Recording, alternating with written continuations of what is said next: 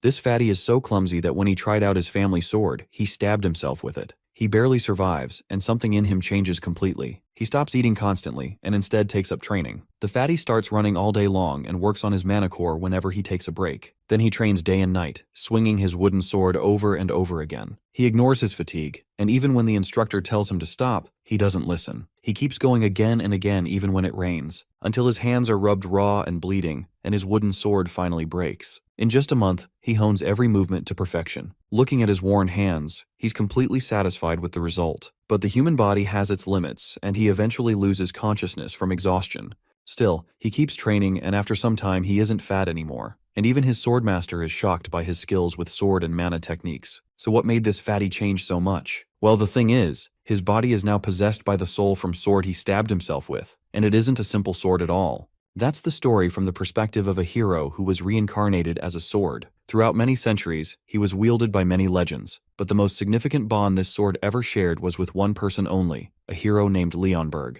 Despite this man's humble background as a peasant, he earned the title of Sword Saint through sheer grit and wielded this magnificent blade. Even though the sword had passed through the hands of many, Leonberg was the only one he considered a true companion of the heart. They pilgrimaged from one continent to another, spending decades traversing and cleansing the world together. Eventually, the day to face the final boss arrived, the White Dragon of the Frost Mountains. It was a colossal silver-scaled beast that squeezed every ounce of strength out of Leonberg before he managed to slay it. Alas, while they restored peace to the kingdom, an achievement that granted Leonberg the opportunity to ascend as sovereign of the nation, the victory came at a cost. With the world once again seeing sunshine and roses, the sword was finally put to rest after centuries of slaughtering monsters. It was passed down through Leonberg's bloodline for generations, but no successor could fill the void left in the sword's heart by his beloved friend. With every prince that came in subsequent generations, they grew increasingly incompetent and lackluster. This mediocrity hit its peak when the sword was passed down to a good-for-nothing obese youth. The moment the fat prince swings his rightful weapon, the sword is appalled. This pig is an ill-mannered brat with zero knowledge of how to wield a blade. The sword quickly runs a stat check, and a system window displays everything he needs to know about the boy. His name is Adrian Leonberg, a 16-year-old obese kid who is literally nerfed sevenfold if I'm counting correctly. In simpler terms, his traits describe him perfectly as a useless gooner with little to no stamina. Plus, he suffers from a mana sensitivity disorder. Even though the kid's surname clearly marks him as Leonberg's descendant, his pathetic stats suggest otherwise. The boy is so weak he has trouble just lifting the sword upright. He is all bark and no bite, and his constant proclamations are getting on the sword's nerves. After reciting the name of the saint hero, the kid puts every ounce of strength into lifting the blade and starts swinging the weapon aimlessly, terrifying everyone standing around him. As this fat sack of lard charges blindly, the servants barely have time to scatter to avoid catching a stray hit. The stupidity reaches its peak when the clumsy prince stumbles over his own feet and accidentally ends up pointing the sharp blade right at his own belly. As he falls, there is no plot twist. He actually ends up getting impaled by his own sword. Everyone standing there is horrified at the tragedy and runs to support the young prince. But let's not forget about the sword, who is having the worst time right now. However, I guess the kid's death isn't that bad after all. Let me explain why. Adrian failed to inherit any traits that would make him look like a true descendant of Leonberg. He stood out only for the wrong reasons. He was arrogant despite his lack of talent, and his greed knew no bounds. Long story short, he was the true embodiment of the 7 deadly sins, whether it was lust, laziness, gluttony, or greed. If he were to become the next successor to rule, there would be no kingdom left to rule over. Yet that clumsy mistake that got him impaled is about to change the kingdom's fate for good. The sword ends up possessing the body of the prince the moment it becomes soulless. Within just a few days, the staff working in the castle start to notice an unprecedented, drastic shift in the kid's personality. He is acting as if he has lost his memories. The kid even refuses to recall or acknowledge the master who has always put up with his nonsense. Soon the king arrives in the chamber to meet his son. Just by looking, it's pretty obvious to the arrogant sword that this man must be the brat's father. He is somewhat surprised that the king doesn't look as pathetic as his son. Anyhow, the father finds his son's lack of manners quite disturbing, as Adrian didn't even bother to greet him. Adrian's teacher tries to shield his disciple, claiming the kid is going through some memory loss issues. The royal knights are shocked by the news and suggest having the in-house royal physicians check the prince's mental state. A while later, once the physician is done examining the boy, he concludes that there are no physical brain injuries, though he argues that trauma or psychological shock must have caused this state of amnesia. It looks like the king isn't totally convinced, and Adrian can sense his majesty's skepticism from afar. The king lets him know that simply claiming to forget all the wrongdoings Idrian has committed won't undo them. Even if Idrian has lost all his past experiences, it means he has also lost every lesson he should have learned from his mistakes. Just the thought that they are literally back to square one regarding Idrian's growth is infuriating. After letting his son know how pathetic he is, His Majesty proceeds to leave the chamber. Meanwhile, Idrian, the sword within Idrian's body, is not enjoying how he is being treated in the slightest. This makes him wonder just how messed up this kid must have been to build this kind of reputation. Luckily for him, there is at least one person treating him like a human, his dear mother, who adores her useless son down to the last drop. Hell, she even finds this sack of potatoes to be quite a handsome fellow. The doting mother is just happy to have her son back. Only God knows how she would have lived without him. The sword could only feel pity for the mother, mourning a son who is already pushing up daisies. Night descends, and the happy mother finally decides to retreat to her chamber. Seeing her so joyful forces the sword to reflect on the reality of his situation. He literally ended up killing the descendant of his friend, even though he was supposed to protect them. Then again, the sword tries to convince himself that it wasn't his fault, and crying over spilled milk won't do any good. Currently, the least he can do is utilize this chance to make things right and undo all the failures of the original Idrian. This body is fat and has nothing good going for it. With that in mind, he figures out his first course of action. Build some strength. He plans to kick off his pursuit of power by forging a mana heart within himself. Confidently, Idrian inhales and starts concentrating mana, only for it to fizzle out like nothing happened. His body clearly refuses to accept the inflow of mana. He tries again, straining as hard as he can, only to end up in failure. Idrian realizes the hard way that this body is broken beyond belief. As he drowns in sorrow, a ray of hope arrives in the form of a servant. The maid has brought a tonic sent exclusively by the queen. The tonic may not taste like much, but it will prove very potent for his incompetent body. As the maid insists he take it, she starts to dread the worst. You see, it's not the first time she has brought this tonic, and given how aggressively Idrian reacted previously, she fears history might repeat itself. But luckily for her, unlike the real, good-for-nothing Idrian who never understood the value of this imported tonic,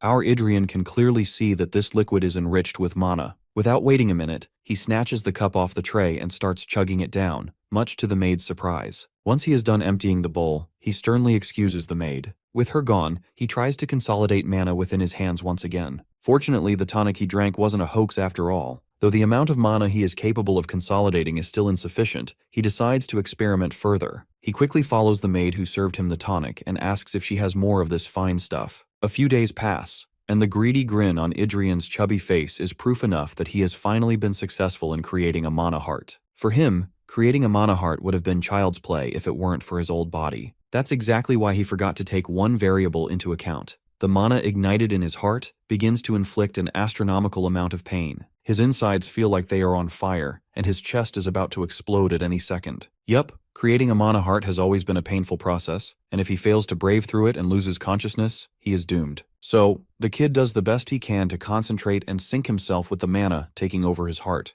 Eventually, he successfully overcomes the most grueling part of the process, and his efforts aren't without fruit. He feels proud of himself, not just because he managed to create a mana heart, but because this time, the mana heart belongs to him. In his past life, he helped his owners wield a mana heart, but this time is different, and he can barely contain his happiness. With the mana heart completed, he receives a system notification, the same kind Idrian used to send to his wielders, but this time, it is he who receives them. With one system window popping up, a barrage follows, much to our fat fella's shock. To put it simply, his weak body is still getting in the way of harnessing the full potential of the mana heart. Thus, he is allowed to use only a few cool skills out of many. For now, he can only access two authorities, Third Eye and Third Ear, and even then, he can only use these skills within a certain limit. As the names suggest, Third Eye allows him to see more clearly, while Third Ear allows him to hear a wide spectrum of frequencies. He can even hear the maids gossiping about him for all the wrong reasons. But before he can surveil the servants any further, a veil of exhaustion takes over him as the mana consumption causes him to lose his sight. Of course, Idrian doesn't appreciate these restrictions slapped on to limit his potential. Back in the day, when he was a mere sword, he had the ability to see and hear everything in all directions. But right now, he can only squeeze out barely enough mana to utilize the Third Ear and Third Eye for a brief moment. However, he is optimistic that once his overall mana capacity increases, he will be capable of performing much more than just that. While his mana capacity may be low, his appetite is equally huge, and he is currently starving. In the pursuit of power, the sword almost forgot that he is inhabiting a human body and must get used to it. A while later, he gets to see his doting mother once again, and she is far happier than we had seen her before. The source of her happiness roots from the fact that her son actually consumed every last drop of the tonic she sent. Just as she is busy giving him maternal affection, a new character comes into view. When his mother asks if he recognizes this person, Idrian brazenly denies it. While this seriously intimidating-looking man is his mother's brother, basically Idrian's uncle, the mother is hoping that her brother will help her nephew with his lost memories. However, the uncle has a different perspective on the kid's situation. The memories Idrian held weren't of any significance to begin with, so it is basically a wasted effort helping retrieve that useless collection. This crude remark makes our boy realize that this man has a deep-seated vendetta against Idrian. For now, the man can only promise one thing: to help Idrian drop his extra fat and gain some muscle. Expecting him to do anything beyond his current capabilities would be too much to ask. Well, the mother is grateful even for this much. Meanwhile, the way this dude is staring at our boy like Diddy with predatory eyes tells Indrain he is fucked, figuratively speaking. In the next scene, the poor guy is kicked hard onto the ground. The bastard is literally staring down the harmless kid like a starving wolf. He makes himself clear: Idrian isn't allowed to even breathe unless he is given permission. Only if he feels like it will he teach Idrian the family's most coveted and sacred swordsmanship. Of course, this just ticks off our fat fella beyond belief. For someone who is responsible for the success of this family, it's quite humiliating for these guys to act so ungrateful toward the very person who created their style. The enraged Idrian stands back up and vows that within 6 months, he will make the uncle acknowledge him. If he fails, he is willing to become a puppet to his uncle's whims. Consequently, if he wins, he wants his uncle to grant him a wish. Mistaking the kid's confidence for arrogance, the most arrogant man in the world immediately caves in to the kid's terms. Idrian internalizes his situation. Even though he has brazenly proclaimed victory, he knows damn well that this body is going to give him hell. Wrapping his body in mana, he begins a sprint with the intention of burning excess fat. Suddenly, the uncle notices the presence of mana within Idrian's body, which shocks him to his last brain cell. He immediately interrupts Idrian's sprint to pose a curious question.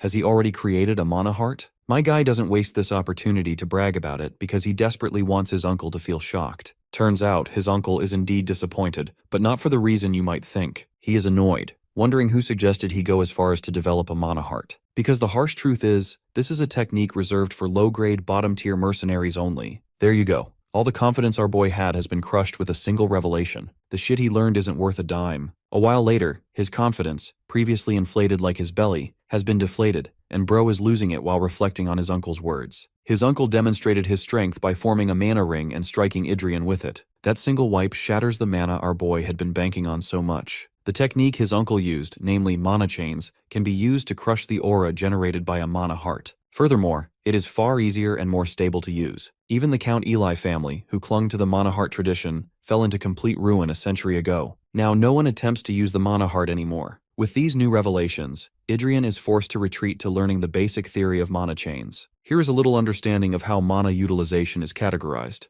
Mages often rely on mana circles, while knights weave mana chains. The rank of the knight is determined by the number of chains they can weave. The first realm is the single chain, then double chain, and it goes down until the realm of the pentachain. After absorbing the most relevant knowledge regarding this world, he realizes that his uncle wasn't bullshitting after all. He also reads a familiar keyword in the book, Altringen. Reflecting on the past, Idrian remembers a time when a man named Ernest Altringen came looking for him. That man possessed strange arts that were neither swordsmanship nor magic. This reflection puts a smirk on our boy's face, as if he has figured out what he is supposed to do next. A new day arrives with new confidence. Outside, as our boy stretches for the training ahead, his uncle arrives and inquires if he read the books he was given last night. If yes, then Idrian must have realized how stupid he was for making a mana heart. However, contrary to the senior's expectations, our boy's confidence in his mana heart has returned. In fact, it has doubled. The man confronts him, asking if he is just that dumb or trying to act obtuse. Idrian decides to let his demonstration speak for itself. He begins exuding mana and corrects his uncle, stating that different mana hearts have different working mechanisms. Predictably, his uncle doesn't take his words seriously in the slightest, and figures Idrian is just acting like those stubborn runt mercenaries who are too confident in themselves. Those same mercenaries literally failed to surpass even 2 chains before succumbing to failure, though he does issue an open challenge to Idrian.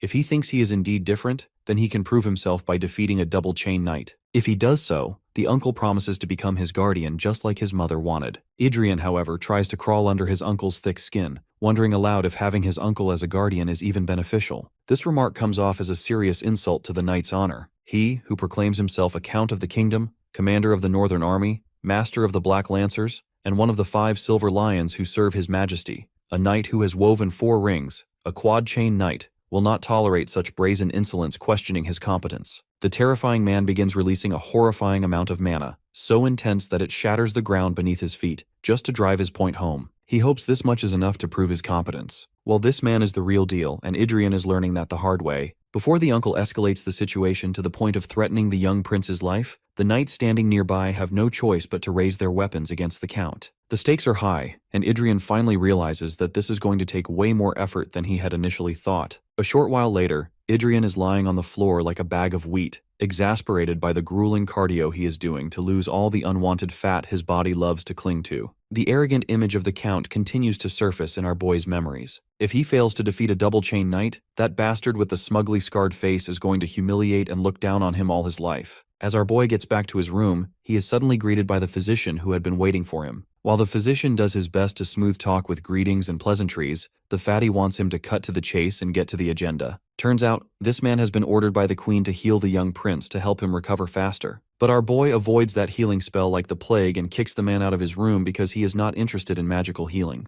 After all, healing magic works like time reversal. It undoes all the micro-injuries and wear and tear in the muscles, meaning his body wouldn't be able to grow naturally, and his efforts would be wasted. On a particular day, as our boy is having his meal, his big brother bursts into the dining room. Of course, the sword doesn't recognize this loudmouth, so a knight leans into his ear and fills in the blanks for him. Well, this dude is the third prince, and I can pretty much tell that he is your typical toxic Manhwa brother. Even now, he is here to mock Idrian for the recent mishap when he literally impaled himself with his own sword and almost died. Of course, my guy isn't interested in responding to such obvious jabs and wants his supposed big bro to do something productive with his time. The rage-baiting brother gets rage-baited and decides to move on to the next rumor he heard. The word on the street is that Idrian made a bet with Count Belhard, and since the bet includes our boy going up against a double-chain knight, the scummy and malicious brother volunteers to be his opponent. Our boy has no idea who this dimwit asshole was. All he can think about is why the descendants of this family are all annoying. The one who mocked him just now is the third prince, Prince Giliain, known for his talent in swordsmanship.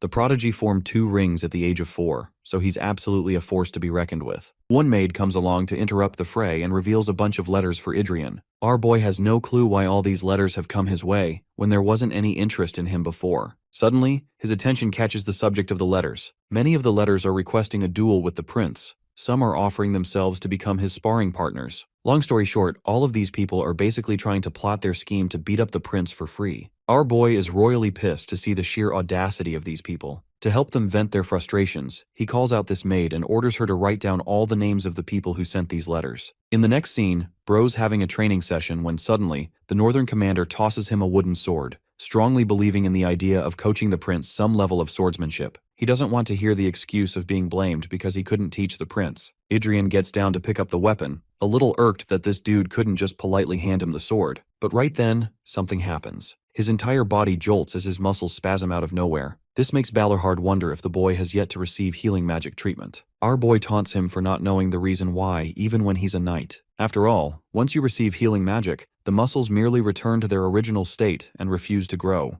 Balerhard agrees with that point and turns around, sharing how he wasn't trying to focus on healing magic anyway. For now, he's going to demonstrate a skill that he wants Idrian to watch with utmost attention. This technique is the kingdom's secret sword technique, one that its knights use when building their core foundation. The weapon swings with ferocity as the knight slashes in every single direction. His immaculate display of swordsmanship ends in a gorgeous spiral finish, as Balerhard leaves the prince at a loss for words. By the end of that beautiful demonstration, Idrian questions if this is truly the foundational technique for knights. Balerhard takes it as an insult and explains that training weapons lack sharpness, but it's better to stick to the basics for learning swordsmanship. Suddenly, Bro starts laughing in his teacher's face. Idrian has realized how sword mastery has evolved. The great swordsmanship that slaughtered the Mad Dragon is actually now being used as a lowly training technique. Bro's face is devastated, while his master urges him that this technique won't be enough to win him the bet. So after the basics, he could always go to another teacher. Prince Idrian rejects the idea of other swordsmanship, strongly believing that this technique would be more than enough. His words leave Balerhard slightly ticked, but ultimately he goes with Idrian's desires. Back to the training session, our boy is practicing the swing of his sword, analyzing why the Dragon Slayer technique is being treated as a lowly technique. He understands that nature is supposed to evolve in this direction, and that Balerhard's technique actually lacks the spirit of dragon slaying despite its execution. The people who rejected the mana heart eventually forgot how to breathe their own spirit into the sword, so they couldn't possibly understand the value of Dragon Slayer technique. While he's lost in his thoughts, Balerhard clashes his sword against Idrian, correcting his stance and advising him to put strength into his blade instead of his arms. He smacks the prince's belly and then his legs, forcing him to correct his posture to distribute strength equally and properly into the weapon. Idrian knows that his teacher's absolutely correct. His current body is weak as hell trying to imitate the technique. The same technique isn't supposed to be a piece of discarded trash, and he wants to prove it to the world with his own actions. More days passed as our boy's arduous training sessions continued. A month followed rigorous training as the system congratulated him on succeeding on a mission. Now, his severe obesity levels have been reduced to normal obesity, meaning his metabolism will adopt and his body will change accordingly. The trait of clumsiness is gone, and exercise will only sharpen him further. His mana capacity is growing too, as well as the disappearance of the mana sensitivity disorder trait. Idrian gains confidence with every swing, knowing that he's come a long way from a month ago. His whole mindset is to perfect his technique 1% better every day. Lost in his thoughts again, Idrian gets his sword crushed by his teacher, who had repeatedly told the boy to stop. They stand in silence under the heavy rain, as the prince's hands show signs of fatigue. Blood drips down from his bruised grip while he looks at his uncle, questioning what happened. Idrian looks back at the training dummy in front of him, how he literally slashed away both its limbs from his slash. Our boy is speechless, while Balerhard roars at him for being a fool who could have done real and reckless damage if he had a proper sword on him. Idrian's hands are full of calluses and cuts. The system awards him for his extreme concentration with a super concentration trait. This is a positive reward, and in his final thoughts before passing away from fatigue, our boy thinks that he could have been killed just now. Balerhard catches his student gazing at his face while remarking the stubbornness of the prince. In the next scene, our boy wakes up in his bed, realizing that he crashed out mid-training. He really pushed his current body beyond its limits, recalling the time when he was a sword, how he'd been perfect in every way. His users were once the nameless war hero, the swordmaster, a mercenary king, and finally even the founder of the kingdom. He'd single-handedly led wars to victory, killed countless monsters, and created a pathway for heroes to flourish. Gruhorn had always been an excellent advisor and teacher, and that's why he wanted to continue swinging his weapon until he could reach such a perfect state again, pouring all his effort into one. Still, the current body is too weak, and will lead to ruination if he doesn't rest properly. A month has gone by since he created the mana heart, and he's acquired a lump of mana during that time. Meditating, the prince prepares himself for the next level, one that his system is ready to let him access. His body can now freely access more mana in his mana heart's expansion and evolution. The same body's physical constitution also adjusted to accommodate for the mana heart, allowing physical benefits. By the end of the process, Idrian's mana heart is stimulated to success. To test it right away, he grabs his sword and makes a swing, having acquired the level of a sword learner. Now he can access the most basic level of aura too, evidenced by the flowing waves of his sword. The basics have been successfully learned. In the training session to follow, Balerhard talks about certain rumors spreading throughout the kingdom regarding the bet. Because of that, Bro is forced to train the prince even harder, though he's annoyed that Idrian isn't just hurrying up to find a partner already. The person who comes to mind is actually none other than the third son of the Empire. Aside from that, our boy knows that he can't face off a double-chain warrior straight up, so he was wondering if he could fight a single-chain person as a starting point. Idrian looks at Carls for an update on his task. The knight responds assuring the prince that he did exactly as he was told, and sent sparring requests everywhere. However, Carls is worried why the prince is hoping to have practice sessions with all these people. The reason is simple. Every single one of these opponents all have a grudge against the annoying and arrogant prince. That's why they're intentionally using this opportunity to hurt him, but that's fine with our boy, who's already aware of their strategy. His only concern is for his uncle to act as the referee for each session. It's a simple task to make sure no one dies during the match, something that Balerhard shouldn't have any resistance doing. Days after this session, the first training match is conducted. The first challenger stares in awe of the majestic palace of the scoundrel prince. This guy's called Taylor Tailheim, and he's just the second son of a baron's ordinary family. Years ago, the bastard fat pig of a prince denounced him and ridiculed his older brother and father in front of everyone,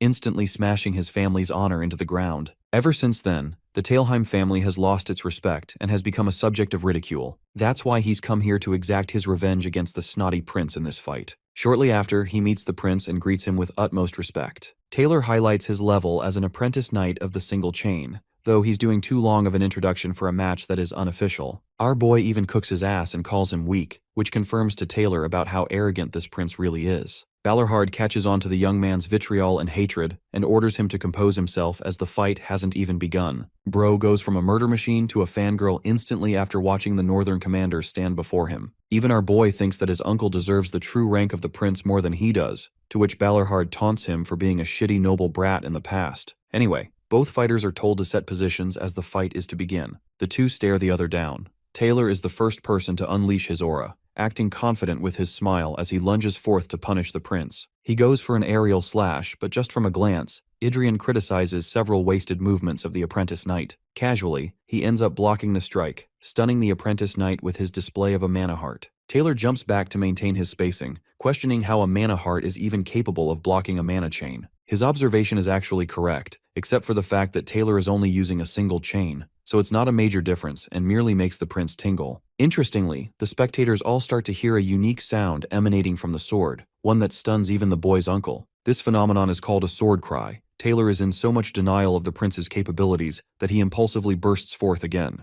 This attack is heavier than the last, but our boy defends it well. The attack turns into a proper sword clash between both fights, their blades exchanging blows as each fighter draws back. At this point, Idrian is catching up on fatigue, highlighting how mana rings are the polar opposite of mana heart. Just one confrontation just now made him feel like his mana was about to crash and backflow. At the same time, his opponent's expression is quite the sight to see. Idrian remembers Taylor's position as the second son of his family, and taunts him for being far too hard-headed in his emotions. As for our boy, he collects himself and submerges in even deeper concentration. Idrian calls for an awakened spell, as even if the sword is called magical or divine, it's part of his soul. The mana heart officially accepts his grand will as the first color is imbued over the colorless mana heart. The dormant sleeping will of the Dragon Slayer is officially summoned. Thus is the memory of the sword paired with a heart specifically designed to slaughter dragons. The skill heart of the Dragon Slayer spirals into action as Idrian transforms into a draconic state. His body is now aided by the will of the dragon as part of the Dragon Slayer's sword's powers. From a distance, the same powerless prince now looks like a manifestation of literal death as crimson aura exudes from him. Taylor is frightened by the mere sight of it, while Balerhard demands the duel to be stopped. Filled with determination,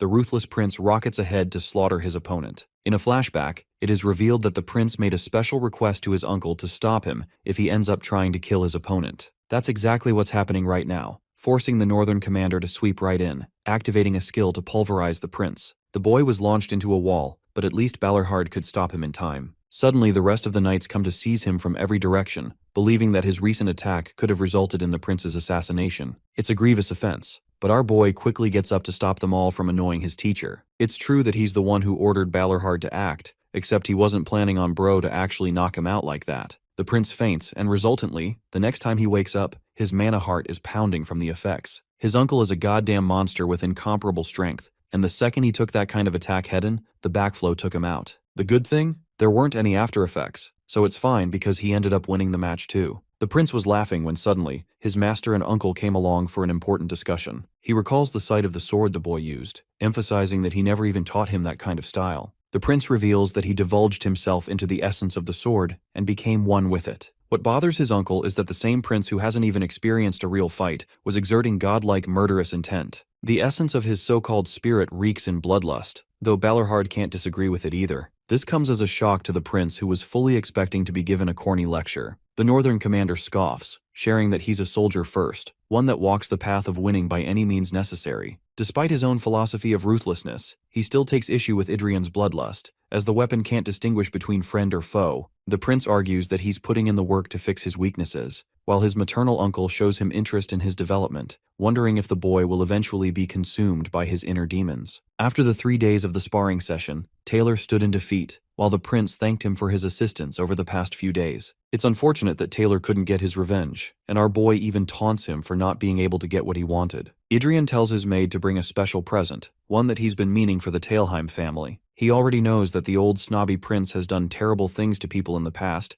and though this gift won't be enough, it's still something to make amends with their family. Taylor is flustered by the shift in the scoundrel prince's personality, while our boy tells him to fudge off, reflecting how he shouldn't even bother with cleaning up the mess-up of the original shitty prince. The news of the sparring session of the scoundrel prince quickly soared throughout the kingdom. People wanted warriors to go up against him and put the puny prince in his place. They all thought the first prince would suffer greatly, but even after many practice sessions, no one could hear the news of Idrian's suffering. Instead, the warriors who returned from the session actually gained a positive impression of our boy, painting the first prince as a kind and benevolent man. Their personalities completely shifted, to the point that normal citizens thought these guys were brainwashed by the royal family to stay silent. Hilariously, when this news makes its way back to our boy, it makes him enraged. The only reason these warriors weren't saying anything is because of how badly they got smoked in their fights. Adrian thought of these nobles as shitty and a waste of space, but his uncle mocks him for also fitting the same description. The first prince is fed up and looks at his recent opponent, politely threatening him to go and reveal the results of the sparring sessions this time. Our boy is hoping that this change will silence all his haters and the rumors spreading about. But the next day, even more rumors start spreading. This time people think the fat prince is fabricating the outcome of the matches to save his skin. This dude just can't stop catching L's. Refusing to focus on the nobles, he pours all his tantrums and frustrations into his training. Each swing of the prince is more ferocious than the last, cutting apart with wind with blazing mana. His mana heart is fired up full of life as he turns to Cal's to ask him about the remaining sparring partners. The knight explains that he'll be seeing his final opponent today. The first prince has already gotten to a level where apprentice knights are no match for him, but Cal's assures him that this final opponent is actually a proper knight who has mastered her sword. This same knight wasn't satisfied with her own family's techniques, and became an elite who entered the Knight Order to further hone her sword. It's an attractive description to Idrian as he welcomes the arrival of Arwen Kiergaon. The woman walks up to the battle arena, while ordinary knights recall her as the warrior of the Iron Light Knight Order. Nicknamed as the flower blooming on the cliff, the thorny rose, and even the woman who breaks the hearts of men, she is an elegant beauty with her every stride. The fact that the first prince was able to invite her attention is a praise in its own league, as the determined Arwen looks forward to her fight. The spectators? They for sure think Arwen is going to dogwalk the prince in a humiliation ritual. The Iron Lion Knights are an order that is considered an elite set of knights. The probation knight among them is Arwen, a prodigious talent whose membership is already confirmed. The question is, why would Idrian be receiving such a talented opponent? Apparently there was some kind of misunderstanding between the two of them in the past, making our boy think that the trash prince must have picked an unnecessary fight again. He asks one of his maids to recount the tale of how he looked. Flustered, she reveals that this snob actually harassed Arwen, which basically means bro is about to get a dozen backshots from Arwen for their earlier grudge. Adrian is fed up with the misdeeds of the reckless prince. We actually get to see how this fatty put his hand over her body, and she even taunted him for trying to use his knights as private property. His ego attacked, the prince exploded and called Arwen ugly. That's about how the tale goes. Completely in character for a scoundrel's interaction with a knight. Of course, with the way our boy was looking at Arwen right now, the word ugly doesn't even come to mind. She lowers herself before him to pay respect, believing he hasn't changed a bit. The prince tries to save his skin, assuring her that he's changed quite a bit. But just looking at her pissed-off expression, it's clear that he's gonna get his ass kicked in this fight. The referee and uncle, Count Balerhard, is here. He allows Arwen to introduce herself properly, and she offers her greetings as well. Balerhard urges Arwen to be careful as the mighty young prince has quite the feisty blade. Jokes aside, the match between the two is about to start as both participants take their positions. The duel officially begins, inviting determination and coldness from Arwen's stance. Meanwhile, our boy is happy to experience the skill level of a proper knight. The murderous woman blitzes into action with refined movement. The first clash is blocked by the young prince, but the mana difference is so severe that it causes a direct backflow, forcing out blood. Gorgeous yet concentrated, Arwen hammers on the offense for more punishment. Both of them swing back and forth, exchanging and clashing their blades. Our boy is being ragdolled around, giving Arwen complete control over the fight. She comes around for a definitive strike, forcing the first prince to activate her Dragonslayer state and exuding bloodlust. This ravishing bloodlust stuns her,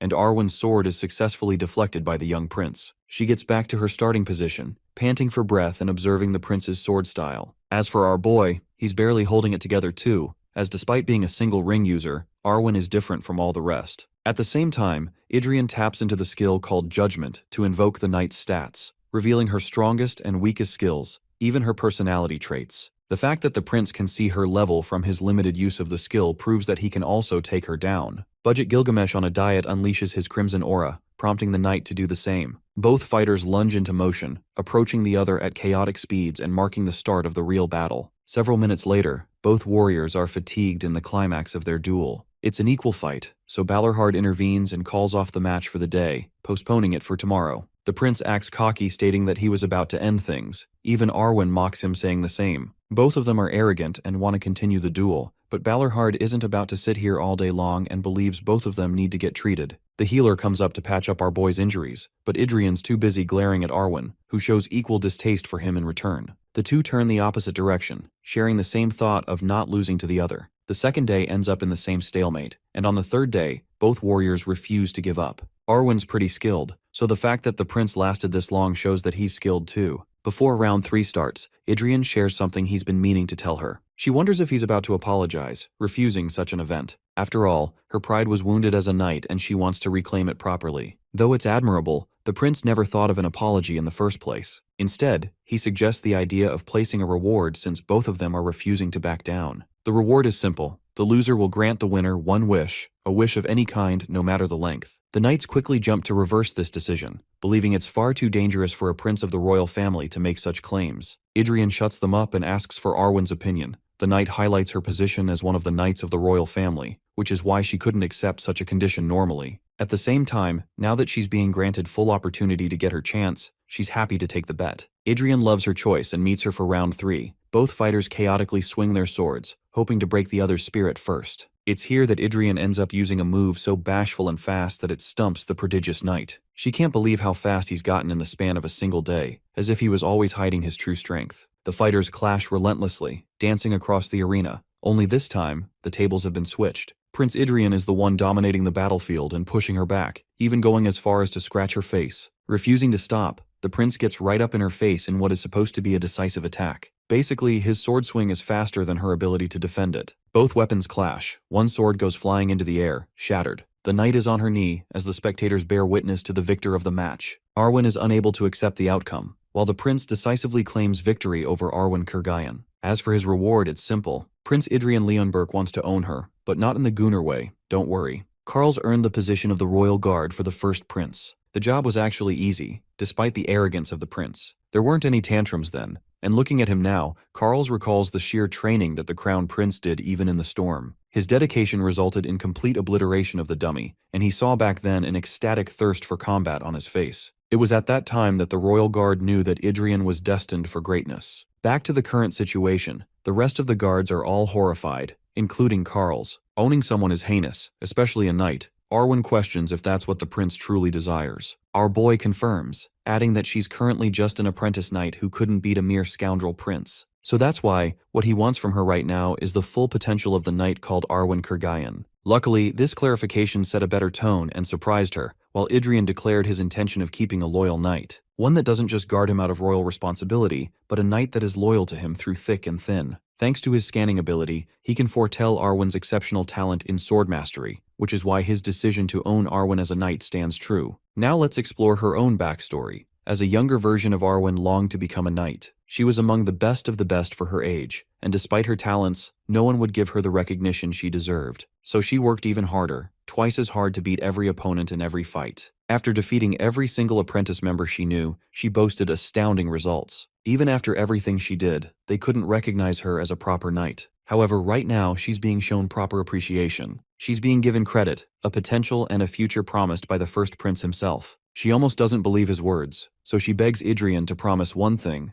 and that is to treat her as a knight first and a woman second. If Adrian can do that, she will obey his every command. It's an admirable task. The two of them meet eye to eye as Adrian accepts the offer. Immediately, the same prodigious knight takes a knee before her acknowledged prince, swearing herself to Adrian Leonberg for life. The spectators watching are stunned by the event, and to answer her properly, the first prince officially honors her as a knight. He spouts the prayer that reminds me of that one scene from Game of Thrones when Jaime offers knightship to Brienne of Tarth. In the next scene, we have Arwen training relentlessly. Her fellow colleagues can't believe that she swore loyalty to such a scoundrel prince. Many of them spread nasty rumors, wondering if she has some kind of creepy relationship with the prince in secrecy, using her as a mistress while keeping her as a knight as a cover. All of these stupid rumors are starting to annoy the heck out of our boy, who still can't escape his shitty reputation like Lloyd Frontera. Everyone treats him like the scum of the earth, and watching the prince's helplessness, the royal guard calls out to him for Adrian's words from that day. On the final day of the duel, Adrian declared that he didn't yearn for a knight who guarded him for royal responsibility. His words clearly impacted Karl's deep down, but even then our boy confirms that he strongly stands by what he said. After all, if the crown assigned Karl's to a different position, he would have to abide by it instead of remaining loyal to the prince. To put him at ease, he assures Karl's that he can make an oath similar to Arwen if he wants. With sincerity in the royal guard's eyes, he asks the prince if he would accept such an oath from him. Shockingly, our boy declines it, believing that he has no interest in Karl's or the joy of nurturing him. It's a simple comment, but our boy is actually serious about what he said. Anyway, Adrian gets an official notice from the royal family, releasing him from probation period and granting him entrance in the upcoming banquet. The surprising part? The probation was lifted nearly 2 months sooner than it was due, so despite the initial anger of the king, something caused him to change his decision. The prince has no clue what's going on in that man's head, and he honestly doesn't care about the probation period ending. After all, he wasn't really planning on leaving the palace anyway, so it barely affects him. One maid intriguingly reads something that catches Adrian's attention. It's a new invitation that arrived for the first prince. She hands him the note, prompting him to open up and read its contents. The event is supposed to be a social party between young lords, a club that the scoundrel prince often frequented in the past. The maid describes it as an incomprehensible place full of defiling acts, basically implying booze and women. Our boy doesn't want to continue down that route, so Adrian slams a rejection to a useless gathering. But then, he reads the back of the note. The letter comes from Bernardo of the Eli family, his supposed friend, a name that actually jogs his memory. From his uncle, Adrian remembers that the Eli family was strongly supportive of the mana heart usage and eventually fell to ruin a century back. Out of curiosity for his friend's family, the prince decides to take part in the event, deep down hoping that his friend's family hasn't fully collapsed yet. 4 months after his possession of Adrian Leonberg's body, the young prince managed to lose a ton of weight. He had a tailor make a special outfit fitting his style, keeping it minimal. The stunning part? Our boy finally lost his fat weight and was now looking like a model instead of a bowling ball. Even the prince is shocked by his own developments, while his tailor is swooned. He lets him handle the second outfit for the palace as well. However, he asks him to wait for a bit as his measurements might change again. In the next scene, the prince is on his way to attend the social gathering event. Adrian knows that he's in a shitty position to always be attended by guards and carriage members. It's an overwhelming experience when suddenly he notices a scar on his maid's neck. Apparently, it's because of her incompetence. She did something, and the bastard fat prince punished her for it. Adrian genuinely despises the old prince for traumatizing the people. Despite seeing her around several times, he never even asked the maid her name. So he directly asks and learns that it's actually Adelia Bayern.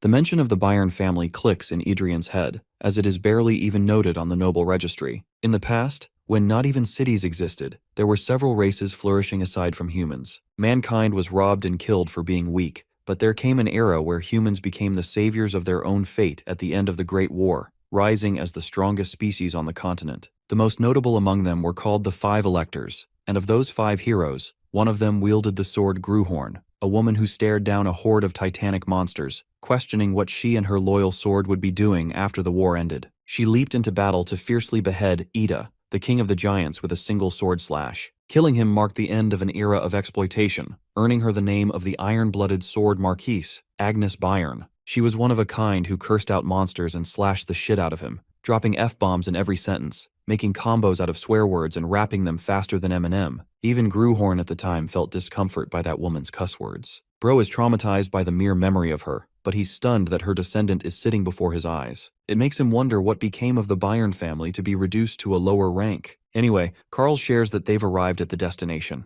Our boy gets out of the carriage and intends to have a proper conversation with Adelia later, confusing the maid and his royal guard. Outside, a silver-haired man welcomes his beloved old friend. This is Bernardo of the Eli family, who expresses deep gratitude for the prince and his transformation. Strangely, Adrian notices something interesting, inviting Bernardo's curiosity. Our boy assures him that it's a good idea that he came, since tonight will be very entertaining. In the next scene, they're at the club where drunk hooligans are muttering and teasing each other in delight. The party's full on the spot, but Bernardo is shocked by the prince's behavior. The same scoundrel typically gets drunk and starts flirting, but this time, he's staying silent. The very aura around Adrian is different from before. In fact, when one drunk guy comes up to mention the rumors of his victory over Arwen, bro doesn't even say a word. The whole party starts talking about his spectacular victory, and these creepy men are curious to wonder how gorgeous Arwen must look underneath her armor. Composed in his response, he asks the man if he has any siblings with him. The man reveals that he has a younger sibling, bringing much relief to the prince. Why? Because bro wants to end this bastard's life and throws a punch so hard that it sends the dude flying. The scene is tense, sobering everyone on the spot in fear and shock, even Bernardo. Adrian is ecstatic that this guy has a brother, because he can happily now stomp this guy's eggs without bringing an end to his family's legacy. The man screams like a bitch, while our cold and majestic prince declares his younger brother as the new heir of the family. The beatdown only continues as Adrian's bloodbath horrifies the crowd. The beaten-up man doesn't even understand why he's being used as a punching bag. Using this as an opportunity to educate everyone, the prince emphasizes that he won't tolerate being treated like a scoundrel, even if he's perceived as one. Bro's Shakespearean words confuse the shit out of the party. To clarify what he means, Adrian launches another punch because they do the talking much better than his words. After smashing the first guy with a billion Mike Tyson punches, he calls for Bernardo, who literally gets on his knees instantly. Bro does not want to end up like this guy. The prince even scarily reminds him of his earlier statement that he'll make today quite entertaining. Bernardo has no clue what the hell happened to this guy, and receives an order to summon the royal knights. He takes off at rocket speed to fulfill the order, while the rest of the party members simply gaze at the prince in silence. Adrian calls out the women at the back to leave, inviting the attention of a certain man. This guy tries to sneak his way out, but Adrian notices his presence. He's fine with letting this guy leave alongside the woman, so long as he can rip this dude's balls off like what he did earlier. The very thought paralyzes all the men in fear because, let's be honest, there's no worse threat than your balls getting curb-stomped until the eggs break. Adrian tells them that they were disrespecting him earlier by refusing to kneel before him, even mocking him and insulting his knight. To offer fitting charges and punish these men for the consequence of berating royalty, he has brought royal guards, specifically Carl's, who dubs them as treasonous individuals. With a single order, the royal guards are pleased to force them all in. Adrian excitedly gives the order, ensuring no one escapes punishment. After this encounter, the prince is called before the king for another ravenous attempt at creating chaos. 14 noble children were arrested for every possible excuse. The king is pissed that his son invoked the royal family's authority and brought punishment upon the victims' families. But with 14 families involved, the king will face severe backlash. Adrian knows his father well and calls out his exact fear before highlighting that all these people are outcasts and irredeemable trash anyway. In fact, he recommends his father to send a letter to certain individuals, specifically the brothers and sisters of the arrested scumbags. Hearing the boy's words, the king orders him to leave, to which the prince does without any worry. Now let's go back to his appointment with his maid. Despite his best efforts to comfort Adelia, the poor girl is breaking apart in tears, questioning what she did that was so wrong. She's like a puppy who was tortured by the old prince to the point of ruin. Her family isn't even on the list of proper nobles. Not even the descendants of the Leonberg family seem to know about the significance of the Bayerns. It's as if a part of history was erased. The peerless contribution from Agnes Bayern is no longer a thing to remember. Everything finished from the Bayern family. And yet, our boy can clearly see latent potential in Adelia's swordsmanship. This woman is a secret S rank with a crazy level of traits imbued in her. For starters, Butcher is a trait that activates upon seeing blood. War Maniac is another trait signifying a woman obsessed with battle. At the same time, the maid has fragile heart and caregiver traits, making her an excellent and passive person. So this maid has unrivaled swordsmanship and combat prowess, but not a single one of her traits can control her once she's gone mad. It comes to a point where even our boy is contemplating the idea of unleashing her carnage upon the world. In the end, it would be a waste not to try, since she's an S-rank talent. Let's talk about the slave mentality trait, which basically means a servant feels loyal and happy to serve her master. Using that as leverage, Adrian demands her to swear absolute loyalty to her. It's a confusing request because she's already her maid,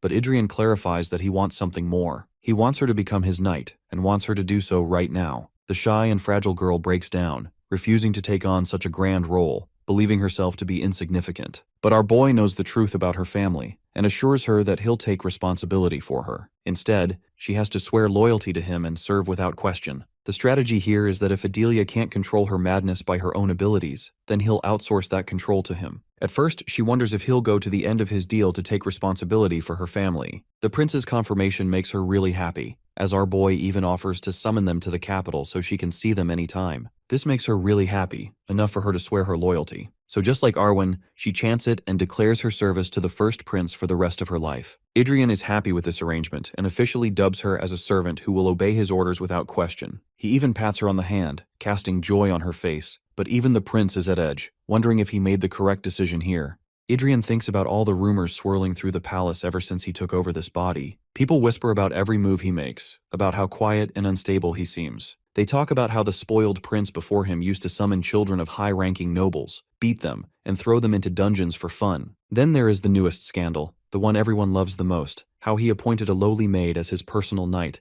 someone who had never even held a sword before. Adrian knows that no matter what he does, people will hate him because of the reputation left behind by the body's previous owner. Even the maid he chose as his knight is twisted into another ugly rumor, with people claiming he is building a harem under his command. More than anything, he hates how everyone feels entitled to his life and his choices. He never expected this single decision, turning a maid into a knight, to turn into such a massive storm. It feels like everyone is waiting for him to fail. He imagines his father, the king, growing angry and saying that he is once again cleaning up his son's mess. He can already hear his uncle cursing his name like always, and he pictures his younger brother mocking him, acting clever and superior. Adrian sinks deeper into these thoughts, weighed down by frustration and dread. Then another maid rushes in and announces that the queen has arrived. Adrian panics instantly, his heart jumping as he silently begs the gods to show him mercy and give him just a little break. Adrian is exhausted from all the arguing and the constant attention, and then his mother adds more fuel to it. She scolds him, saying she truly believed he had fixed his behavior, but now it looks like he is falling back into his old trashy habits. She declares that it is time for him to step into society properly and get married. Once he chooses a spouse, she says he will finally settle down and stop wandering around like a madman.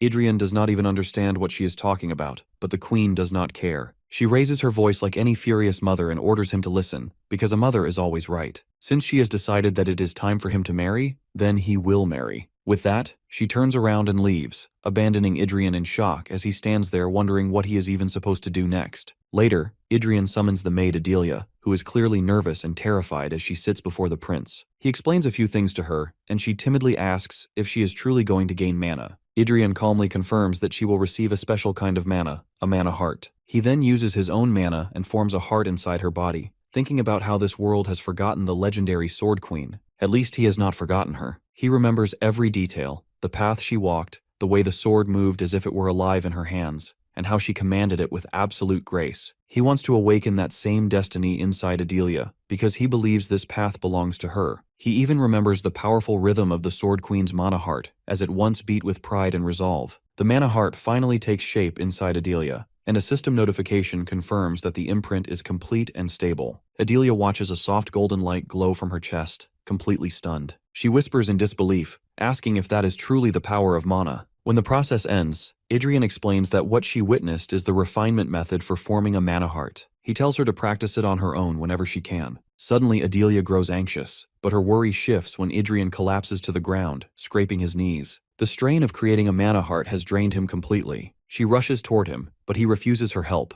brushing it off and saying he is only a little tired. Adelia hesitates, then quietly asks how someone like him could choose a lowly maid like her. Adrian has no patience left for questions and tells her to leave. When she does not move, he turns back and asks why she is staring at him like a lost puppy. Adelia quickly bows her head, mixing fear with respect, and swears that she will serve him with absolute loyalty for the rest of her life. The answer satisfies Adrian. He reminds her to never forget that he is her master, and Adelia takes those words as a badge of honor. Yet as Adrian turns away, Adelia quietly thinks to herself that she might not remember that promise quite the way he expects. A few days later, Cals comes to report to the prince about Bernardo Ely. He explains that he recently heard Bernardo has been taken by the royal guard as a witness in a recent incident, and according to official orders, strict measures are in place so no one can meet him before the trial. Adrian feels puzzled that trials even exist in this world, and he casually asks whether he will need to attend one as well. His knight calmly replies that royalty never stands as a witness. The relief hits Adrian like a released breath, but it also makes him uneasy. He realizes they are suddenly making a very big deal out of this entire trial. During the conversation, Adrian's attention drifts toward Adelia. He looks at her directly and asks how she has been feeling lately. The poor girl freezes in surprise, clearly not expecting his concern. Adrian then asks her about the mana, whether it has stabilized or not. Adelia gathers herself and answers that it has. Hearing that,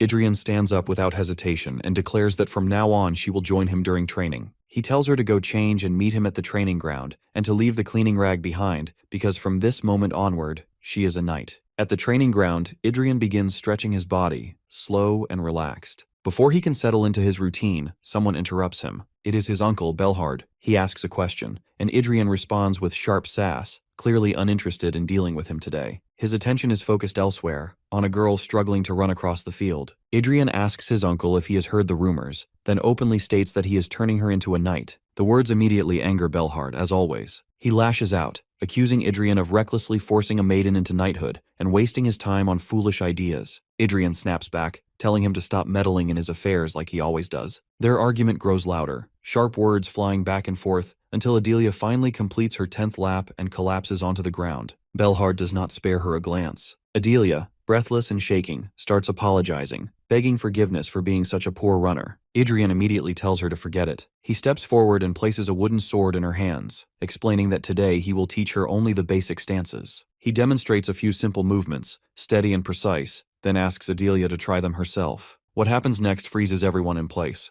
Like a skilled ballet dancer, Adelia begins to move. Her steps flow smoothly, her posture perfect, her sword following each motion with surprising grace. Both Belhard and Adrian stand still, staring in disbelief, as she flawlessly recreates his techniques after watching them only once. When she finishes, she looks at him and softly asks if she did it correctly. Adrian feels a chill crawl up his spine. For the first time, fear grips him. At this rate, she might surpass him far too soon. He thinks bitterly that control only works when the weak fear the strong, and if she grows beyond him, she could become dangerous. But his thoughts break when he notices Belhard watching Adelia with a greedy glint in his eyes. Adrian steps closer and nudges his uncle, warning him to calm himself and not entertain any filthy ideas about her. Belhard only smirks and mocks him, saying that Adrian is still a novice who has held a sword for only a few months, and that someone like him cannot handle such overwhelming potential. That is where Adrian draws the line. He refuses to be talked down to. His mana heart surges to life, the same heart that holds the depth of the giant king, the light dragon, and beings who drank deeply from the blood of countless lives. A portion of his soul answers his anger and rises at his command. Red flames wrap around his body as his presence explodes outward. He stares at Belhard with cold authority, his voice heavy and final as he declares that Adelia belongs to him.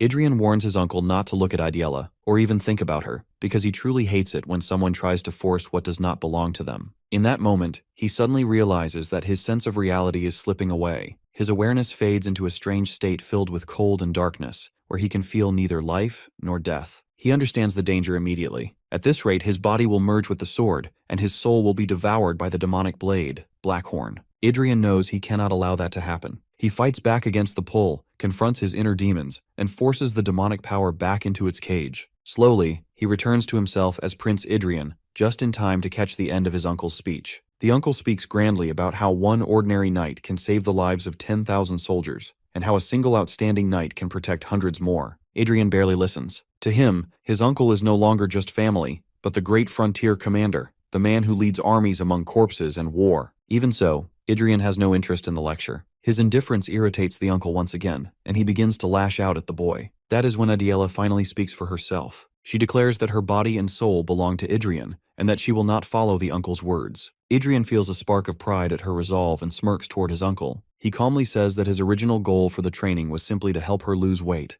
and now that she has come this far, he has nothing more to teach. He tells his uncle to leave and stop interfering in his business. The uncle storms away, stern and clearly irritated. Even after that day, he continues to visit the palace without stopping, watching Adelia and observing their training from a distance. Since Adrian has strictly forbidden him from stepping in or interfering, the uncle can do nothing but watch. Seeing that arrogant man struggle in silence becomes strangely entertaining for Adrian. Before long, Adelia once again takes her stance with the sword, and Adrian can hardly believe his eyes. She has already learned the sword's renaissance. He applauds her, genuinely pleased with her progress, and for the first time, Adelia herself looks proud. The peaceful moment does not last long. The uncle interrupts again and demands to know whether Adrian has taught her the mana heart as well. When Adrian confirms it, the uncle's anger explodes. He starts shouting, accusing Adrian of teaching her foolish travel tricks instead of keeping them to himself. Adrian turns sharply and orders him to leave at once. The uncle curses him, claiming there was a far better path, and that Adelia had potential beyond imagination, which Adrian has now ruined. Adrian remains calm and tells his bodyguard to escort the uncle out. The uncle refuses to be touched by a lowly guard and storms out on his own. After the tension fades, Adelia quietly asks Adrian if the techniques she is learning are really just petty tricks. Adrian firmly denies it. He tells her that his uncle does not understand what he is talking about. The truth, he explains, is that people of this modern era have completely forgotten what a real mana heart truly is. If they had not, they would never have thrown it away like a pair of broken shoes. With quiet certainty, Adrian vows that she will soon discover the true power of mana. Later at the training ground, the uncle returns and places a wooden sword in front of Adrian, demanding that he prove himself. The uncle declares that he will use only a single ring, and if Adrian can force him to take even half a step back, then he will finally acknowledge Adrian's knowledge and power. Adrian picks up the sword and calmly asks what the bet is. The uncle replies that if Adrian wins, he will grant him one wish, anything he wants, even the family's secret techniques. It is not what Adrian truly wants, but for now, he accepts the terms without hesitation. Adrian charges forward at once, aiming straight for his uncle's throat. The uncle only smirks and says it was obvious that Adrian would go for the neck. Just as predicted, Adrian attacks the uncle's throat again and again and again. Each strike is fast and sharp, but the uncle dodges every single one with ease. He moves effortlessly, avoiding the attacks until he finally blocks Adrian's sword and lightly nudges him back, asking if that is all he has. He then pushes Adrian away and mocks him, asking if he has already given up. Adrian grits his teeth. He is stubborn, and he finds his uncle unbearably annoying, but he cannot deny one thing. His uncle is terrifyingly strong and smart. He is waiting for the moment Idrian draws out his mana, because only then can he deliver a far more crushing defeat. But Idrian is not going to give him that satisfaction. With that thought, he starts speaking to himself, finding it strange how 400 years ago there were countless mana hearts, and knights who possessed a mana heart achieved unbelievable feats. Yet when a somewhat useful skill appeared later, everyone simply forgot about the mana heart and adapted that new skill instead. Over time, people began to believe that the mana chain technique was a far superior method of mana management than the mana heart. Belhard hears him muttering and asks what exactly he is trying to say. Idrian calmly replies that he disagrees with that belief entirely, and that the comparison itself is flawed. Idrian says it was never that the mana heart was weak, it was always that the owner was weak. He states clearly that not all mana hearts are fragile or inferior. He then asks Belhard if he has ever heard of the heroic martial poem. Belhard snaps at him to stop talking, saying that the training ground is a place for trading blows and swords, not a place for songs and poems. Idrian only smirks and tells him that he is a fool for calling the mana heart a low-level technique. With that, Idrian begins to recite the poem that is engraved deep within his chest. He sings of 100 battles won against 20 trainees who all dreamed of becoming heroic martial warriors. As the words flow, the heroic martial poem takes shape. Power begins to surge through him with every line he recites. The strength of those victories pours into his body, into his arms, and finally into his blade. Slowly, his sword begins to glow, answering the poem with its own rising light. The system notification shows that the effects of the poem of sparing have been activated, and mana flows all around Idrian,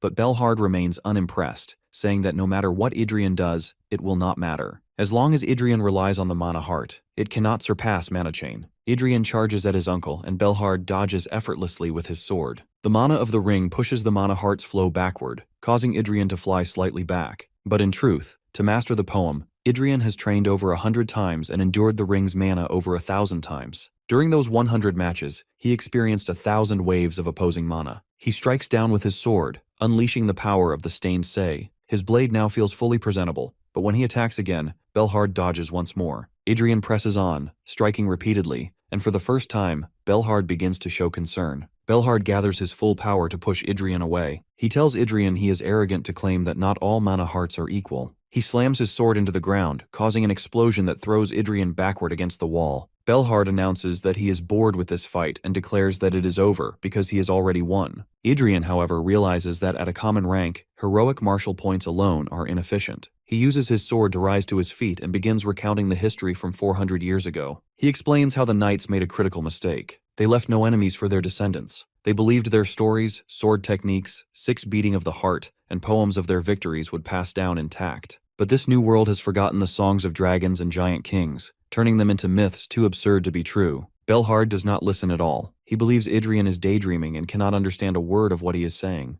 Idrian grows tired of the games and thinks of his uncle as an arrogant and foolish knight. Suddenly, the darkness of the sword's demon, Blackhorn, rises like a storm above Idrian's eyes. He declares that if Belhard does not understand true power, he will teach him. The demon hands fully consume Idrian's body and mind. He begins chanting the dragon-slaying poem. His body strains under the immense power. Some parts of the song are omitted because of his lower rank, but one powerful verse remains. Idrian repeats the mantra again and again. The sheer energy of this verse strikes Belhard with force. Idrian attacks, and Belhard realizes that if this continues, he could die. Another explosion erupts, sending Idrian flying backward into the ground. When the dust settles, Belhard reveals that he is not using a single minor ring as promised, but a full pentagon of rings. Idrian, however, is thrilled. Even with all 4 rings active, his sword is untouched, slicing through the ring's mana with the power of the mana heart. He rises to his feet, leaving Belhard stunned and confused. Belhard expected the ring's mana to surpass the mana heart, yet it could not. Idrian looks directly at his uncle and declares calmly and firmly that he has lost. Later,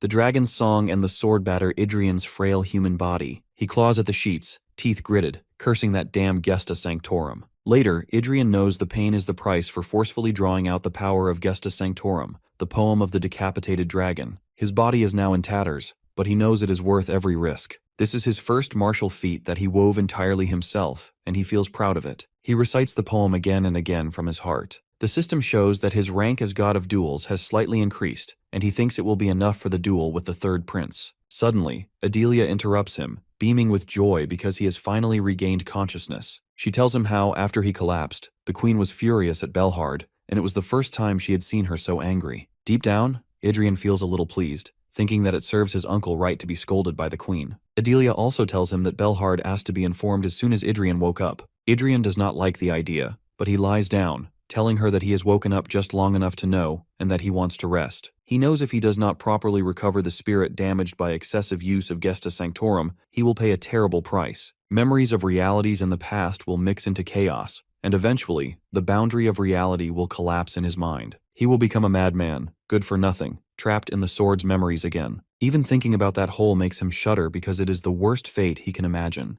Then he tells Adelia about her ancestor Agnes Bayron, a legendary swordsman, and how she should be able to inherit the powers of gesta sanctorum. Adelia imagines how incredible her ancestor must have been. Adrian explains that in order to fully benefit from the poem, she will need to grow far stronger than she is today. He asks her what she truly wants to learn. Adelia is stunned by the question, her eyes widening, and she hesitates, stuttering repeatedly. Finally, she blurts out her heart, declaring that she wants to become Adrian's sword. Hearing this, Adrian freezes, utterly stunned by her words. Apparently, some gesta sanctorum begin with the sound of a driving trumpet, while others start with the first step across a plain. Some begin with a heartfelt oath, just like the oath Adelia is taking right now in front of Adrian. She swears to sacrifice her life for him and dedicate everything she has into 5 things for his sake. The system shows that she is offering a point of subordination. Adrian feels the power and presence of it, realizing that this is Adelia's gesta sanctorum. Some gesta sanctorum also influence others, and in this case, a new gesta sanctorum forms, creating a point of domination. The point of subordination is a link between a master and a servant, and Adrian is stunned. The descendant of the Sword Queen has conceived this form of subordination in front of him,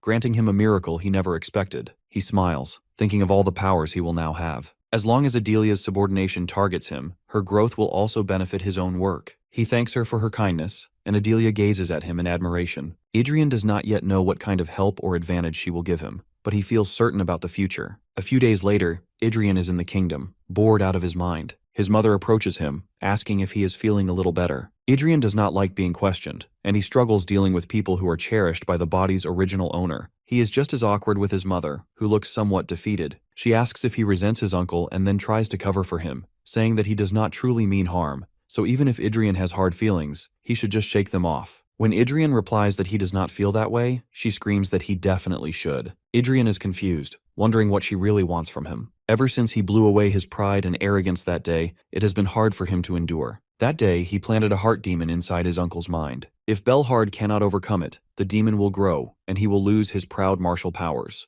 Adrian does not care about the consequences for his uncle. That will be his own loss. His mother says that his uncle has spent his whole life closer to swords than anyone else, which makes him clumsy and rough in mind. But recently, Belhard seems fond of Adrian and even personally persuaded the king to lift his confinement early. As soon as it was lifted, Adrian threw a temper tantrum, putting his uncle in a difficult position. Adrian realizes then that his uncle had legitimate reasons to be angry, yet he still acts like a spoiled, ungrateful brat, thinking, what did he even do for him? While in recovery, an old scholar named Niccolo Marciadel was called in to serve as his tutor. Naturally, Adrian Leonberger refused to play along. The old scholar, Carls, and Adelia watched as the prince rolled around the floor, throwing a tantrum. Niccolo tried to give him some encouraging words, but the spoiled prince took it the wrong way. Once he calmed down a little, Adrian insisted that there's no need for a lesson when he already knows everything he needs to know. Since he feels strongly in that way, Niccolo suggested an alternative. They could just hang out and engage in a conversation covering several topics. If he could prove that he didn't need help, the scholar promised never to visit again. By the end of the day, the prince was blazing with passion as he openly took part in academic debates about the nature of man. Niccolo even suggested a book for him to peruse based on the topic they delved into. In this text, the relationship between ruler and subject was represented as a kind of contract. Monarchs provide a portion of military and economic power to the keys of power, and the keys of power keep the monarch on the throne through loyalty. For all the years he's lived as Gruhan, Adrian came to believe that relationships are supposed to be give and take. Before he knew it, the whole day had been spent. The old scholar tidied up the desk and concluded the session. When Niccolo said his goodbyes, the prince was smiling from ear to ear. He's never had so much fun just yapping away. As soon as he heard the door shut, Adrian realized what happened. He had just been finessed into attending a full-blown lecture against his will. The old man was quite sly, but Niccolo was also surprised by the first prince. The kid was very different from how the rumors depicted him. Forbidden from training and free from Niccolo's lessons, the prince's schedule was clear for the day, and he was bored. Before he could agonize about his life choices and bed rot, a guest, namely his uncle Bael Balerhard, made him stand up. Adelia welcomed Unk in. It's been a few days since the last sparring match. Bael looked ghastly. He hasn't been able to overcome the inner demon planted by his nefarious nephew. Today, Unk only came by to say his apologies. He broke the promise he made to himself and caused the prince a great injury for it. He won't make any excuses, even though Idrian's injuries were the painful fruits of overexertion. His uncle must have been agonizing over the troubles of injuring royalty. To correct his mistakes, Uncle Bale offered to give the kid anything he could possibly ask for. If he has to give up his eyes or arms to settle the score, he will. In the end, Idrian felt bad for this talented man trapped by such a trivial inner demon and decided to be generous. The first prince stated his demand. He just wanted to go out for a bit. His forced confinement period is over, so he should be free to go. But the prince wasn't talking about going on a one-day trip. He plans to wander far outside the capital. Setting the schedule will take time, and they can't aim for somewhere too far either. Bale accepted his request and immediately got to work to make it happen. After his uncle left, the prince was left in the room with Carls. He thought the boss would demand something more unreasonable. You don't get the favor of a count every day after all. Frankly, Idrian just wanted the old man to stop acting so stiff and pathetic, so he asked for something manageable. Hearing the boss speak so candidly cracked up the night. Suddenly, Adelia entered the room with a much-awaited letter in hand. It was a neat update log from Lady Arwen Kurgayan. She underwent a small breakthrough and will be able to visit soon. The message was short and sweet, a perfectly timed piece of good news. 5 days later, Uncle Bale sent word that everything had been taken care of. After 2 more days, the day of the departure arrived. The first fief they'll be passing through is called Ellen. The prince was so excited, he couldn't sit his ass down. You see, the county of Elin is the royal palace's best armament production site. It has an iron mine to supply high-quality material and a blacksmith's guild to refine it. More than half of the weapons and armors delivered to the royal family came from Elin. Since Idrian's level has risen a lot lately, he's been itching to find a new blade of his own. Originally, he planned to pick up a nice sword from the royal armory. Unfortunately, he was blocked by a royal order from the king. Considering how the fat prince was moving, he couldn't really blame his father. At least he can score a proper weapon outside the palace. Surprisingly, Unk was taking the excursion seriously. Thus, the approximately 20-day journey had begun. 3 days from the capital, they'll reach the first stop, Elin. Afterwards, they'll venture for another 2 days toward the Iron Lion Castle. Currently, Idrian is stuck sitting inside a carriage for 3 whole days, bored out of his mind. Adelia is sitting across from him, but she's no fun either. Maybe his time would be better spent checking on his mana heart instead. Currently, his tank is empty as a side effect of overstraining the use of the dragon-slaying poem. It should be safe to start filling it up again slowly. He sensed the rattling vibration of the carriage, the cold draft of the wind, and the chatter of knights, and gathered the specks of mana born from those things. Eventually, he was able to reform and fill his empty mana heart. Much to his surprise, the mana heart he conjured was much bigger than the last. This is just a small glimpse of the greater will. It is the influence of forcing himself to use the poem. His physical constitution underwent a qualitative change, expanding his mana heart and improving its ability to store more juice.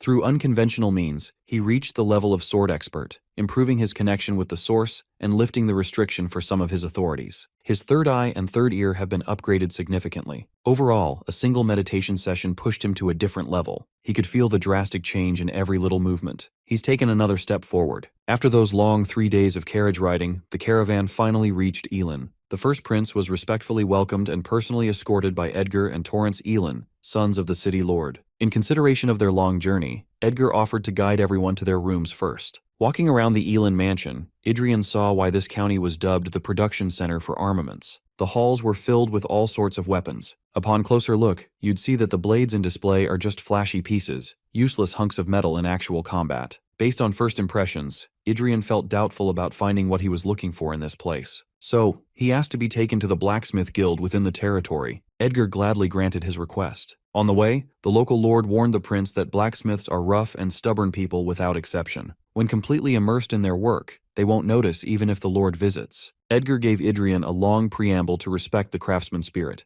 even if it might seem a tad offensive. The heat of the furnace is intense as they walk into the room where magic happens. The air was filled with the noise of iron being forcefully hammered. The flames clamor, the bellows hiss. The blacksmiths use fire and iron in perfect harmony. Among the artisans in this room, there is one exceptionally clear sound that took the prince's breath away. An old man diligently forging a sword in the middle of the room caught Idrian's undivided attention. For some reason, every rhythmic beat of the hammer reminded Idrian of his first memory as Gruhan. Adelia wiped the sweat off her lord's cheek, knocking the prince out of his nostalgic daydream. While the rest of the forge had stopped working to offer their humble greetings to the prince, the old man continued his focused efforts. Edgard introduced the man leading the welcome committee as Saxon, head of the blacksmith guild. Idrian didn't give a damn. All he wanted to do was watch the forging masterclass in front of him. Saxon tried to curry favor with royalty and yelled at the old man to stop working and show some respect to the prince. Adrian had to grab that son of a bitch by the mouth to stop him from messing things up. Based on the empty workbenches and uncomfortable looks he was getting from the other blacksmiths,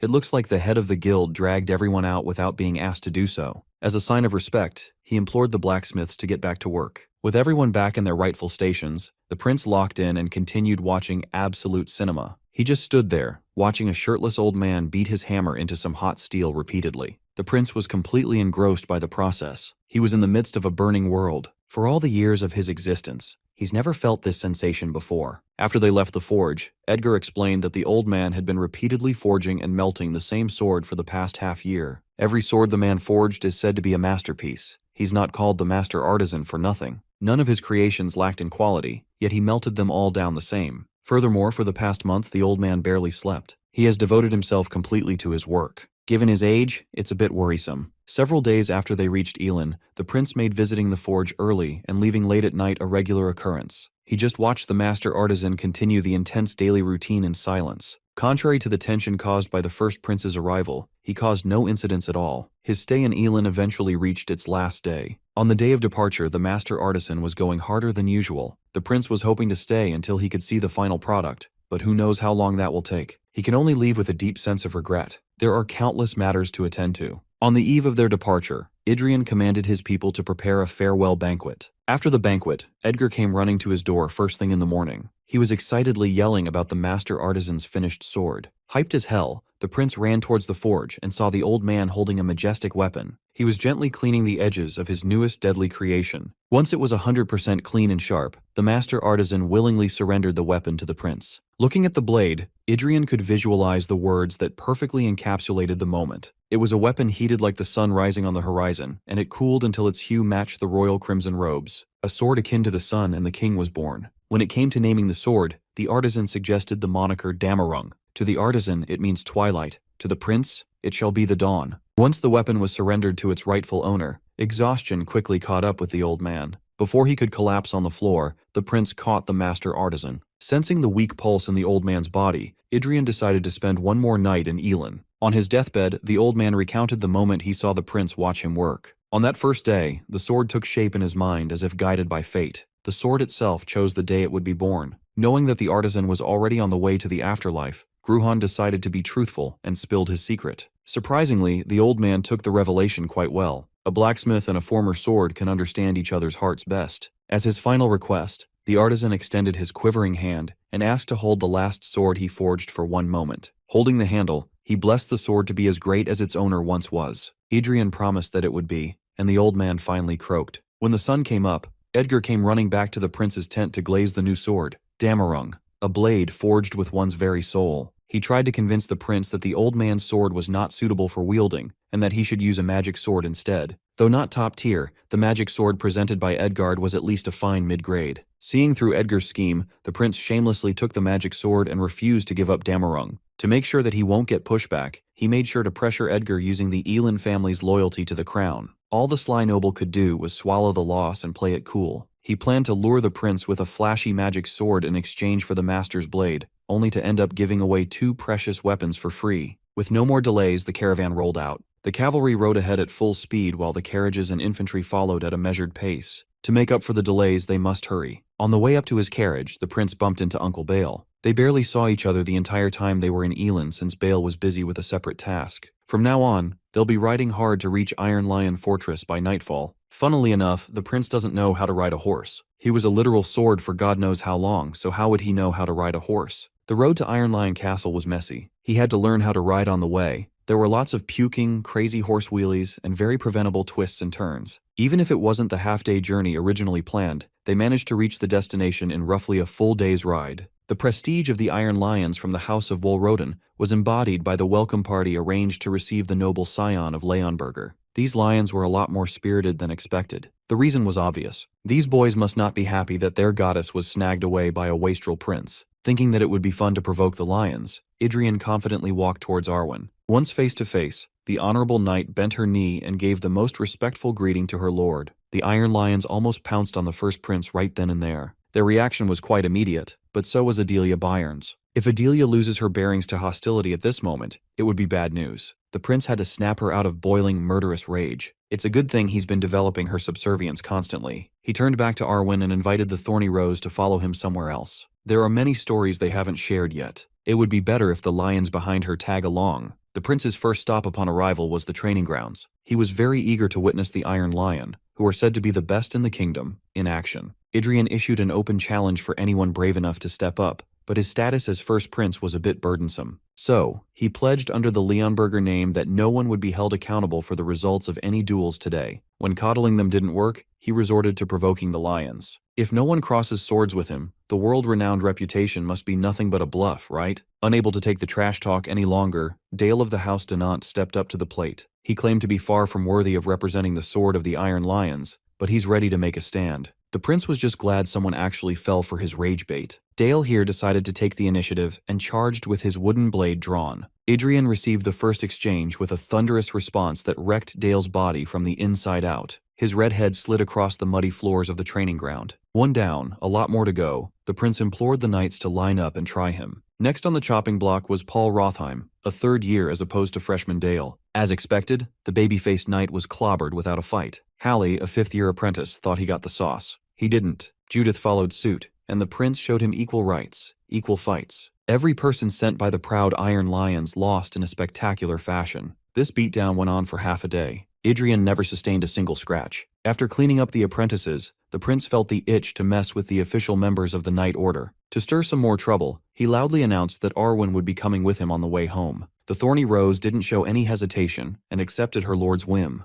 This simple trick got one of the official members of the Iron Lions to stand up and speak. The knight had heard about the prince's love of gambling, so he suggested a small bet to liven things up. Before the knight could foolishly embarrass himself, Idrian put his foot down and established that Arwen is not a prize for a tournament. They should just wager something else instead. He threw the worn-down training sword and asked Carls for a real blade. The first prince unsheathed the magic sword and put it up on the line for a duel. Anyone with decent eyes could see that the magic sword is a treasure. Uncomfortable with the arrangement, Arwen tried to volunteer as the prize, but she is simply 1,000 times more precious than a mere sword. The value of a future swordmaster is incomparable to forged steel. Dunham of House Fahrenheit accepted the challenge. As an official Iron Lion Knight, he is on the verge of breaking through a triple chain. He's basically on double chain. His sword is the 17th blade made by the master artisan. To keep it fair, he's also willing to bet this treasured weapon in single combat. Taking this fight a little more seriously, the prince decided to use his main weapon. In his hands is the master's 100th and final work, completed only a few days ago. Dunham stoked his chains. Although he disagrees with the sword path the prince is walking on, the efforts to get there are evident.